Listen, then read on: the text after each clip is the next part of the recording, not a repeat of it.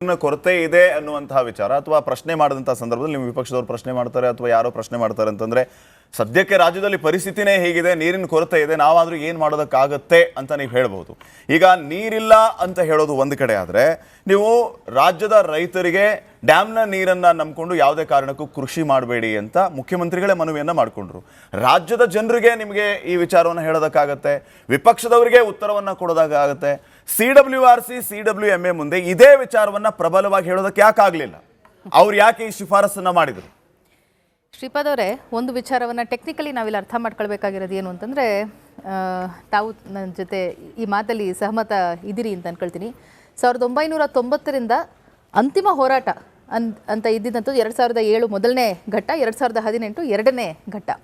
ನಿರಂತರವಾಗಿ ಕರ್ನಾಟಕದ ಲಾಯರ್ಸ್ ಆಗಿರಬಹುದು, ಕರ್ನಾಟಕದಿಂದ ಎಷ್ಟೋ ಜನ ಇದಕ್ಕೆ ಶ್ರಮಿಸಿದಂತಹ ಅಧಿಕಾರಿಗಳಾಗಿರಬಹುದು ಆ್ಯಂಡ್ ಎಲ್ಲ ಪಕ್ಷದ ನಾಯಕರಾಗಿರಬಹುದು. ನಾನು ಇವತ್ತಿನ ದಿನ ಇಲ್ಲಿ ಕಾವೇರಿ ವಿಚಾರವನ್ನು ಇಟ್ಕೊಂಡು BJP ಅಥವಾ JDS ಥರ ರಾಜಕಾರಣವನ್ನು ನಾನು ಮಾತಾಡೋದಿಲ್ಲ. ಎಲ್ಲ ಪಕ್ಷದವರು ಕೂಡ ಇದಕ್ಕೆ ಶ್ರಮಿಸಿದ್ದಾರೆ. ಮಾನ್ಯ ದೇವೇಗೌಡರು ಶ್ರಮಿಸಿದ್ದಾರೆ, ಕುಮಾರಸ್ವಾಮಿಯವರು ಶ್ರಮಿಸಿದ್ದಾರೆ, ಯಡಿಯೂರಪ್ಪನವರು ಶ್ರಮಿಸಿದ್ದಾರೆ, ಅತಿ ಹೆಚ್ಚು SM ಕೃಷ್ಣ ಅವರು ಶ್ರಮಿಸಿದ್ದಾರೆ ಆ್ಯಂಡ್ ಅವತ್ತಿನ ದಿನ ಮುಂದಿನ ದಿನಗಳಲ್ಲಿ ಸಿದ್ದರಾಮಯ್ಯನವರು ಶ್ರಮಿಸಿದ್ದಾರೆ, DK ಶಿವಕುಮಾರ್ ಅವರು ಶ್ರಮಿಸಿದ್ದಾರೆ. ಸೊ ಭಾಳ ಸ್ಪಷ್ಟವಾಗಿ ಆ್ಯಂಡ್ ಮಾನ್ಯ ಬಸವರಾಜ ಬೊಮ್ಮಾಯಿ ಅವರು ಕೂಡ ಭಾಳ ಟೆಕ್ನಿಕಲಿ ಒಂದಷ್ಟು ವಿಚಾರಗಳನ್ನ ಇದಕ್ಕೆ ಆ್ಯಡ್ ಮಾಡಿರುವಂಥದ್ದು. ಆದರೆ ಇವತ್ತಿನ ದಿನ BJP ವಕ್ತಾರರು ಇಲ್ಲಿಗೆ ಬಂದು ಕೂತ್ಕೊಂಡು ಕೇವಲ 18 ಸೆಕೆಂಡ್ಗಳಲ್ಲಿ 18 ವರ್ಷಗಳ ಹೋರಾಟವನ್ನು ಅಲ್ಗಳೆಯುವಂತಹ ಯಾವ ಅವಶ್ಯಕತೆಯೂ ಅವರಿಗಿಲ್ಲ. ಇದು ಭಾಳ ಸ್ಪಷ್ಟ. ನಾವು 1900 ಕಂಟೆಂಪ್ಟ್ ಆಫ್ ಕೋರ್ಟ್ ಆಯಿತು ಕರ್ನಾಟಕದ ಮುಖ್ಯಮಂತ್ರಿಗಳ ವಿರುದ್ಧ. ಅಂತಹ ಸಂದರ್ಭದಲ್ಲೂ ಕೂಡ ನಾವು ಕರ್ನಾಟಕದಿಂದ ನೀರು ಬಿಡೋಲ್ಲ ಅಂತ ಹೇಳಿದ್ವಿ. ಬಟ್ ಅನಿವಾರ್ಯ ಪರಿಸ್ಥಿತಿಗಳಿಂದ supreme court is an apex body in this country, ನಾವೇನು ಮಾಡೋ ಪರಿಸ್ಥಿತಿಯಲ್ಲಿ ಇರಲಿಲ್ಲ, ನಾವು ನೀರು ಬಿಡುವಂಥ ಅನಿವಾರ್ಯತೆ ಅವತ್ತಿನ ದಿನ ಬಂತು. ಅದಾದಮೇಲೆ ಮತ್ತೆ ಹೋರಾಟವನ್ನು ನಡೆಸ್ತೀವಿ. ಮತ್ತೆ 202 TMC ಮಾತ್ರ ಕರ್ನಾಟಕಕ್ಕೆ ಕೊಡಬೇಕು ಅಂತ ಹೇಳಿದ್ದನ್ನ 280 ತನಕ ನಾವು 2018 ತನಕ ತೆಗೆದುಕೊಂಡು ಹೋಗ್ತಾ ಇದೀವಿ. ಒಂದು ನಿಮಿಷ, ನಾನು ನಿಮಗೆ ಸ್ಪಷ್ಟವಾಗಿ ಇಲ್ಲ ಒಂದು ನಿಮಿಷ, ನಾನು ಚಂದ್ರಶೇಖರ್ ಅವರು ಹೇಳಿದ 2-3 ಪಾಯಿಂಟ್ಗೆ ಆಕ್ಚುಲಿ ಉತ್ತರವನ್ನ ಕೊಡಬೇಕು. ಮಾರುವೇಷದಲ್ಲಿ ಹೋಗಿ ಬಸವರಾಜ ಬೊಮ್ಮಾಯಿ ಅಲ್ಲ, ಮಾರುವೇಷದಲ್ಲಿ ಹೋಗೋ ಅವಶ್ಯಕತೆನೇ ಇಲ್ಲ. ರಾಜಾರಾಯರು ಮೆನ್ಷನ್ ಮಾಡ್ತಾ ಇದ್ದಾಗ ಇವತ್ತು 40 TMC ನೀರಿದೆ ಕಾವೇರಿ ಬೇಸಿನಲ್ಲಿ, ತಮಿಳುನಾಡು ಬೇಸಿನಲ್ಲಿ ಅಂತ ಹೇಳಿದಂಥದ್ದು, ಅದಕ್ಕೆ ಮಾರ್ವೇಷಕ್ಕೆ ಹೋಗಿ ತಿಳ್ಕೊಳ್ಬೇಕಾಗಿರೋ ಅವಶ್ಯಕತೆ ಇಲ್ಲ. ಡೇಟಾ ತೆಗೆದು ನೋಡಿದ್ರೆ ಅದು ಗೊತ್ತಾಗುತ್ತೆ.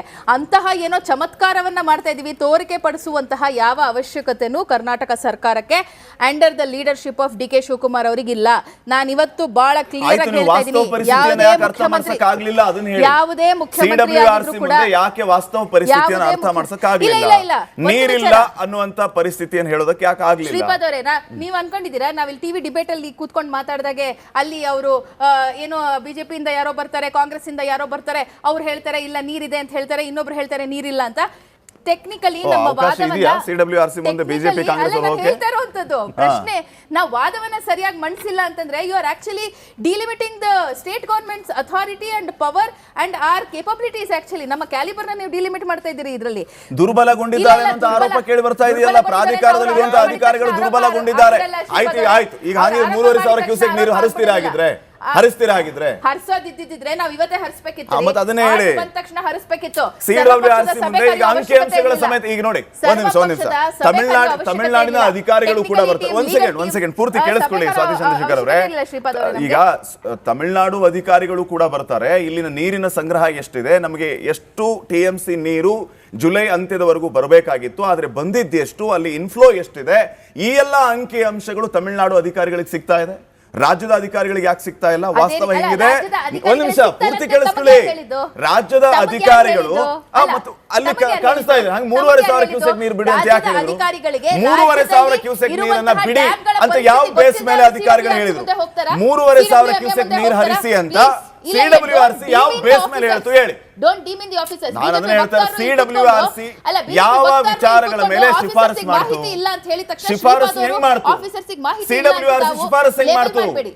CWRC ಶಿಫಾರಸು ಹೆಂಗ್ ಮಾಡ್ತು ಅದನ್ನ ಹೇಳಿ. ಶ್ರೀಪಾದ್ ಅವರೇ, ನಮಗಿಂತ ನಿಮಗಿಂತ ಇಲ್ಲಿ ನೋಡ್ತಾ ಇರುವಂತ ವೀಕ್ಷಕರಿಗಿಂತ ನ್ಯೂಸ್ ಚಾನೆಲ್ಗಳಿಗಿಂತ ಸರ್ಕಾರದ ಹತ್ತಿರ ಅತಿ ಹೆಚ್ಚು ಮಾಹಿತಿ ಇರುವಂತದ್ದು. ಇವತ್ತಿನ ದಿನ ಅವ್ರು ಏನ್ ಡೇಟಾ ತಗೊಂಡ್ ಬಂದಿದಾರಲ್ಲ, ಅದು ಅವ್ರ ಪಕ್ಷದಿಂದ ಕೊಟ್ಟಿರೋ ಡೇಟಾ ಅಲ್ಲ, ಸರ್ಕಾರ ರಿಲೀಸ್ ಮಾಡಿರೋ ಡೇಟಾ.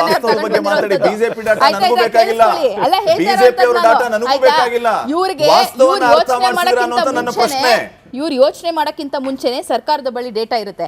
ಆ್ಯಂಡ್ ಬರ ಪರಿಸ್ಥಿತಿ ಬಂದಿದೆ ಅಂತ ಹೇಳಿ ಮಾನ್ಯ ಮುಖ್ಯಮಂತ್ರಿಗಳು, ಯಾವ ಮುಖ್ಯಮಂತ್ರಿಗಳಿಗೆ ಧೈರ್ಯ ಇದೆ ರೀ ಇಡೀ ದೇಶದಲ್ಲಿ ಬರ ಪರಿಸ್ಥಿತಿ ಬಂದಿದೆ ಕರ್ನಾಟಕ ರಾಜ್ಯದಲ್ಲಿ, ರೈತರ ಎಚ್ಚೆತ್ತುಕೊಳ್ಳಿ, ಇಲ್ಲ ಭಾಳ ಗಂಟಾಘೋಷವಾಗಿ ಬಂದು ಹೇಳ್ಬಿಡ್ಬೋದಿತ್ತು ನಾವು ನೀರು ಪೂರೈಕೆ ಮಾಡ್ತೀವಿ, ತಲೆ ಕೆಡಿಸ್ಕೊಬೇಡಿ, ನೀವು ಬಿತ್ತನೆ ಮಾಡಿ ಅಂತ. ರೈತರ ಜೊತೆ ನಿಂತ್ಕೊಳ್ಬೇಕು ಅಂತ ಹೇಳಿ ಮಾನ್ಯ ಡಿ ಕೆ ಶಿವಕುಮಾರ್ ಅವರು ಎಷ್ಟೇ ರಿಸ್ಕ್ ಆದ್ರೂ ಪರವಾಗಿಲ್ಲ, ನನ್ನ ಮೇಲೆ ಕೆಟ್ಟ ಹೆಸರು ಬಂದರೂ ಪರವಾಗಿಲ್ಲ, ನಾನು ವಾಸ್ತವ ಪರಿಸ್ಥಿತಿಯನ್ನ ರೈತರಿಗೆ ಅರ್ಥ ಮಾಡಿಸ್ತೀನಿ ಅಂತ ಹೇಳಿ ಹೊರಗಡೆ ಬಂದು ಆ ವಿಚಾರವನ್ನ ಸಂಸ್ಥೆಗಳ ಮುಂದೆ ಯಾಕೆ ಮಾಡಲಿಲ್ಲ ಅನ್ನುವಂಥದ್ದು ನನ್ನ ಸಿಂಪಲ್ ಪ್ರಶ್ನೆ. ಅಲ್ಲ, ವಾದ ವಿವಾದಗಳಲ್ಲಿ ಕೆಲವೊಂದಿಷ್ಟು ಸಲಿ ದೇರ್ ಇಸ್ ಏನು dispute over what we produce. ಈಗ CWRC ಅನ್ಯಾಯ ಮಾಡಿದೆ ನಮಗೆ, CWMA ಇದನ್ನ ರೆಗ್ಯುಲೇಟರಿ ಮಾಡಬೇಕಿತ್ತು, ಅವ್ರು ಹೇಳಬೇಕಿತ್ತು ಇಲ್ಲ ಆಲ್ರೆಡಿ 40 TMC ನೀರಿದೆ, ನೀವು ಅದನ್ನ ಫಸ್ಟ್ ಖರ್ಚು ಮಾಡಿ, ಬೇಕಿದ್ರೆ ಇನ್ನ ಎಕ್ಸ್ಟ್ರಾ 10 TMC ನೀರು ಏನಾದರೂ ನೀವು ಕೇಳ್ತಾ ಇದ್ದೀರಿ ಅನ್ನೋದಾದ್ರೆ finish that water and then come back to us ಅಂತ ಹೇಳಬೇಕಿತ್ತು. ಸೊ ದೇರ್ ಇಸ್ ಇಲ್ಲಿ ಈ ಇಡೀ ರೆಗ್ಯುಲೇಟರಿ ಬಾಡಿಯಲ್ಲಿ ಸಮಸ್ಯೆ ಇರುವಂಥದ್ದು. ರೆಗ್ಯುಲೇಟರಿ ಬಾಡಿಯನ್ನ ಮತ್ತೆ ಪ್ರಶ್ನೆ ಮಾಡಿ ಅಂತ ನಾವು ಸುಪ್ರೀಂ ಕೋರ್ಟಿಗೆ ಹೋಗಬೇಕು ಅನ್ನೋದು ನಮ್ಮ ಇರಾದೆಯೂ ಕೂಡ ಆಗಿರುವಂಥದ್ದು. ಹಂಗಂತ ಹೇಳಿ ನಮ್ಮ ರಾಜ್ಯದ ಅಧಿಕಾರಿಗಳ ಹತ್ರ ಮಾಹಿತಿ ಇಲ್ಲ, ನಾವಲ್ಲಿ ವಾದ ಮಂಡನೆಯನ್ನೇ ಮಾಡಿಲ್ಲ ಅಂತಂದ್ರೆ ಇದು ಬೇಸ್ಲೆಸ್ ಆರ್ಗ್ಯುಮೆಂಟ್ ಆಗುತ್ತೆ. ಪ್ಲೀಸ್ ಇಂಥ ಬಾಲಿಶವಾದಂಥ ಆರ್ಗ್ಯುಮೆಂಟ್ಗಳನ್ನ ದಯವಿಟ್ಟು ಮಾಡಬೇಡಿ. ಸುಪ್ರೀಂ